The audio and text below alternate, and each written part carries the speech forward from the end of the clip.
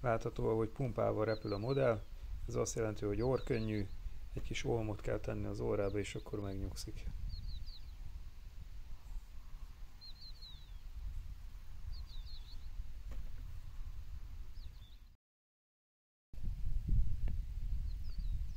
Itt egy orrnehéz repülés látható, erőteljesen a föld felé tart a repülőmodell.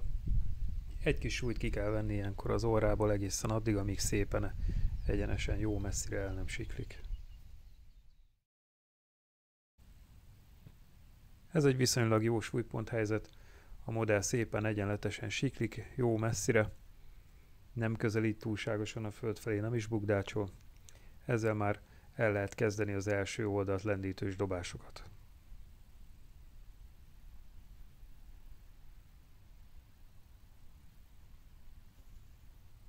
Most pedig akkor el fogom dobni a modellt, elsőnek egy ilyen oldalt lendítős dobással.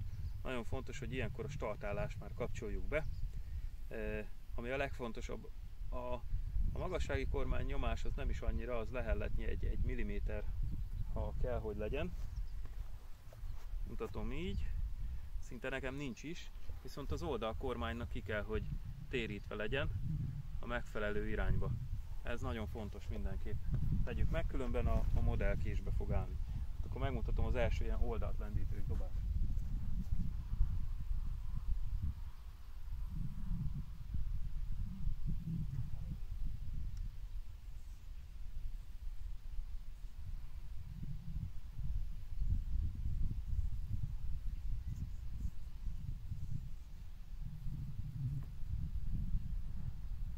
Megvolt az első sikeres oldalt lendítős dobásunk, és nem tapasztaltunk semmi negatívot, akkor eldobhatjuk a modellt a többforgásos rendes DLG dobással.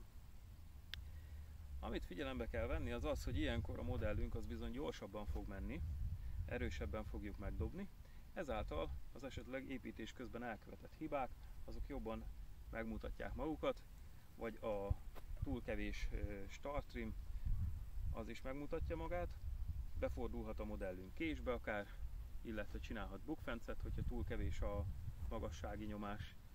A késbe pedig ugye értelemszerűen akkor fordul be, amikor nincs elég ellentétes oldalkormány kitérésünk.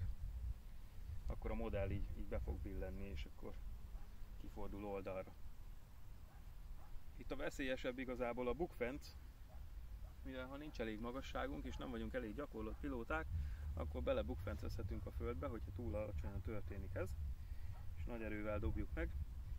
Tehát az első forgó dobásokat is egy kicsit lájtosabban, kevesebb erővel érdemes véghez vinni, és megfigyelni a modellnek a viselkedését. És hogyha azt tapasztaljuk, hogy ahogy befordul a modell késbe a dobás irányába, akkor ellentétesen a startállásba oldalkormányon egy kicsit még térítünk ki, mindig a fokozatosság elvét kövessük, mindig csak keveset trimmeljünk rajta, nehogy túl sok legyen. A rendes DLG dobás az egy kicsivel több fordulatból áll, de az sem túl bonyolult, igazából szintén ugyanaz a kezdés, hogy beállunk a szélirányba, és fordulásból dobjuk el a modellt. Sajnos az évek során belém rögződött egy rossz szokás, mivel az elején mindig úgy dobáltam a repülőket, hogy egy ilyen sima oldalt lendítős dobással egyből szinte 90 fokba hajítottam fel a modellt. Hát ez nem a legjobb módszer. Szögezzük le először is, hogy nagyon fontos, hogy a dobás során a törzsünkkel mindig derékszöget zárjon le a karunk a forgás során, és az elengedés pillanatában is derékszögben kellene, hogy legyen a törzsünkhöz. Ennek az az előnye, hogy így nem veszik el az energia, amit a gyorsítás és forgás során beleviszünk a modellbe. Ellenben én ugye a rossz szokásnak köszönhetően, mivel mindig így fölfelé dobáltam a modellt, azt csinálom, hogy az utolsó negyedbe a vízszintes helyett megfogom és a végén így fölrántom a modellt. Most magasra megy így is, viszont rengeteg energia elveszik, ami ugye esetlegesen plusz magasságot jelentene. Tehát mindenkinek ajánlom azt, hogy jól gyakorolja be ezeket az alapmozdulatsorokat. A forgódobás igazából nem egy túl bonyolult, az alapja az ugyanaz, mint vagy kvázi ugyanaz az egész, mint a diszkosz dobás, innen is ered ugye a kategória elnevezése, mivel hasonló módon dobjuk el a modellt. Hát Barna szerint a rosszabbik lábunk, nekem a bal a rosszabbik lábam, az van elől, és a modellt azt mindig hátul tartom, és mikor elkezdem a dobást, általában én neki szoktam futni, van aki nem, van aki ugrik egyet, ez tök változó, embertől függ. Igazából 2 vagy 3 lépésből le lehet vezetni ezt a forgást. Tehát, hogyha 3 lépésből megyünk, akkor a ballal kezdünk, hogy egyet előre lépünk, közben fordulunk, és a jobbal lépünk, de akkor már háttal vagyunk a szélnek, és utána lépünk a ballal hátra, és innen hajtjuk végre törzsből a fordulót. Most fontos, hogy az utolsó negyedben, amikor meghúzzuk a modellt, azt ne izomból, karból dobjuk, hanem lazának kellene lenni a kezünknek, és a törzsünkkel visszük bele ezt az energiát, és mint egy paritja tulajdonképpen úgy működik ez az egész. Kidőljük a modellt. De nagyjából ennyi, úgyhogy most a gyakorlatban is meg fogom mutatni az első dobásokat.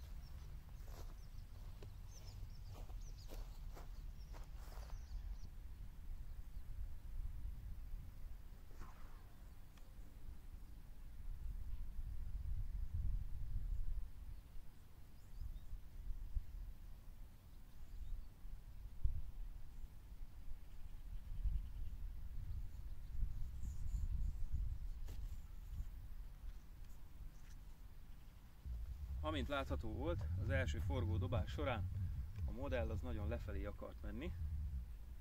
Ez azt jelenti, hogy túl sok a magassági nyomásunk, abból visszább kell vennünk.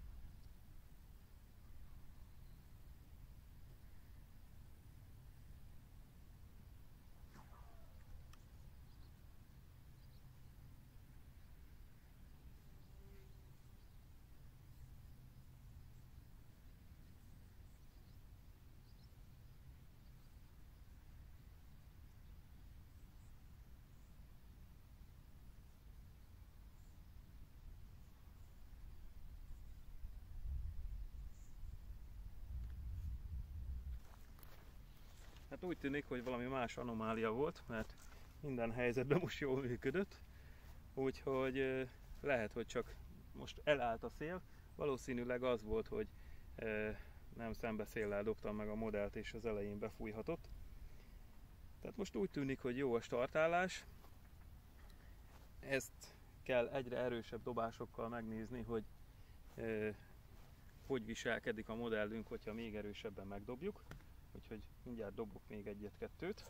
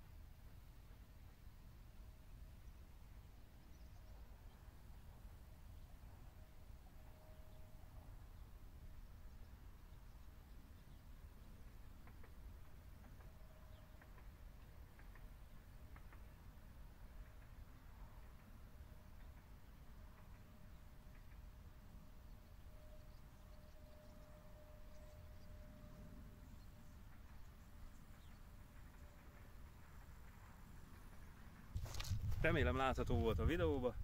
Az eldobás után sikerült belerepülnöm egy kis reggeli buborékba, ami a modellt föntebb vitte mint a startmagasságom, és sikerült benne egy kicsikét el is lavíroznom, úgyhogy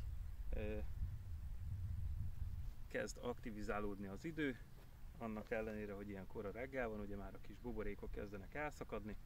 Ezekből lesznek majd a termékek, de erről majd később egy másik részben lesz majd szó. Tehát akkor dobok még egy párat.